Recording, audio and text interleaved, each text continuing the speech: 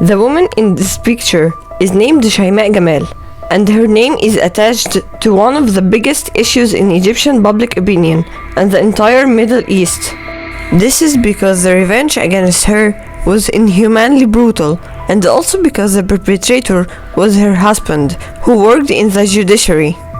In 2016, Shaimaa Gamal, who worked as a successful journalist and a media figure, was living her life with ambitions to excel further in the media field.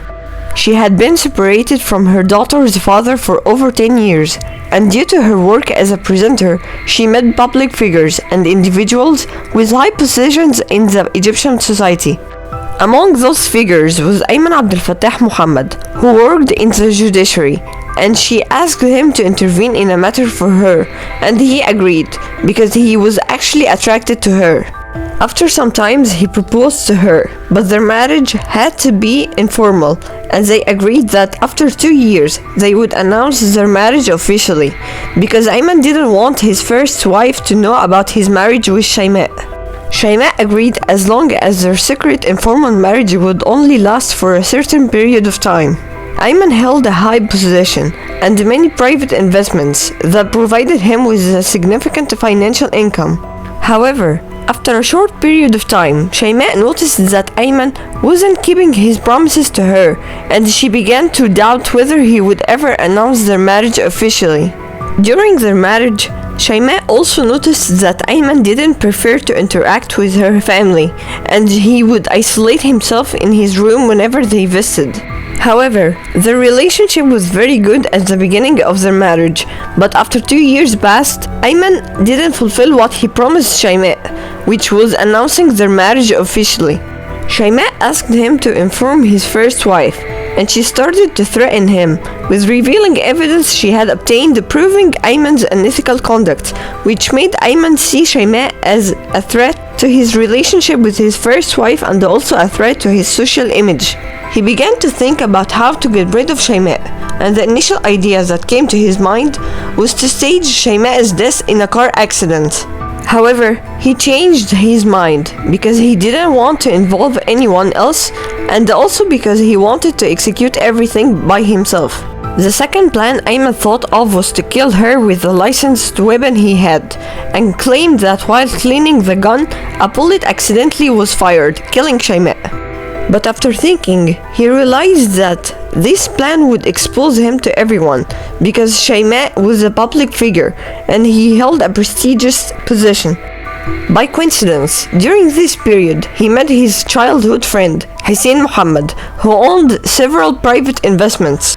As mentioned in the police investigations, his trades were both legitimate and illegitimate, and he began to experience financial difficulties, and debts started to accumulate on Hussein.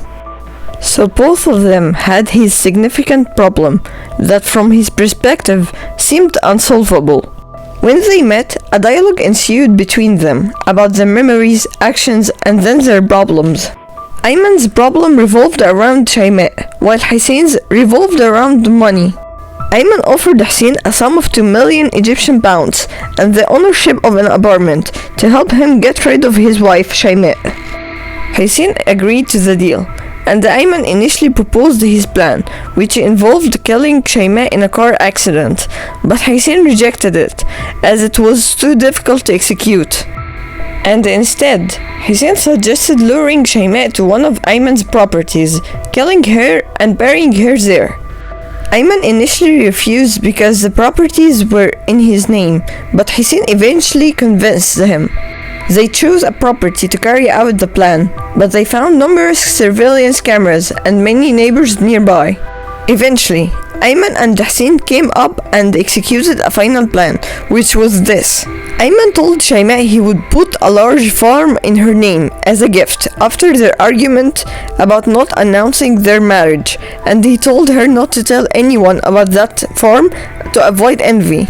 The next day, Ayman drove Shaimaa to a remote farm, of course, to ensure that she wouldn't escape or seek help. When they arrived at the farm, Hussein opened the door for them, and Ayman told Shaimaa that Hussein was the intermediary who led him to the farm. Shaimaa got out of the car to see the farm, and after a while, Ayman asked her to head to the rest house to avoid the sun. Once inside, she sat on a chair. Ayman asked Hussein to make tea for them, which was their secret code to signal Hussein to understand that the executing will be at the same moment. Suddenly, Hussein grabbed Shayma from behind to immobilize her, while Ayman pulled out his gun and repeatedly hit her head and face with it. Shayma tried to resist, but of course, they were stronger, and eventually Shayma died. Their next steps in the crime involved stripping Shayma of anything that could lead the police to her location, and wrapping chains around her neck and legs. They then carried her outside the rest house to a pre-dug 3-meter deep hole in the ground, where they had buried her, after submerging her face in a boiling water to erase her features. They then refilled the hole and returned to the rest house to clean up and get rid of any evidence. It's worth mentioning that they had rented the farm for only a year, with the sole purpose of killing Shayma and burying her there. Also, the entire planning and the execution took a month. After completing the crime, Ayman ordered Hussein to disappear completely and not to have any contact with him. Ayman also assured Hussein that within days, he would transfer the entire amount of money to him. At the same time, Shayma's sister was expecting her at home, as they had agreed to have lunch together at 2:30 p.m., but Shayma's phone was switched off. Shayma's daughter also called Ayman to ask him about her mother, but he informed her that he had tried to contact her to no avail. An hour later, Ayman arrived at the house with dirty clothes and an excessive amount of soil on him, claiming that he had indeed met her and they had gone to the farm to see it.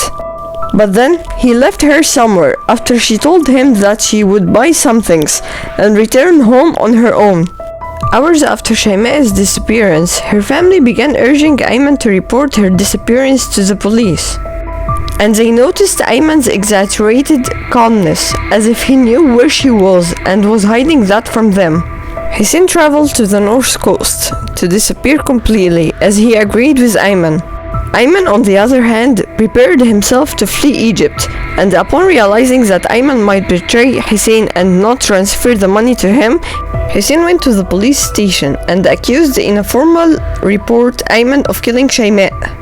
So, the police acted swiftly, lifting Ayman's immunity, and apprehended him while he was trying to flee Egypt. Upon his arrest, he confessed to everything, and the verdict was issued against him and also against Hussein, who tried to persuade the police that he was only a witness. The police reached the farm and extracted Shayma's body, sending it to the forensic lab.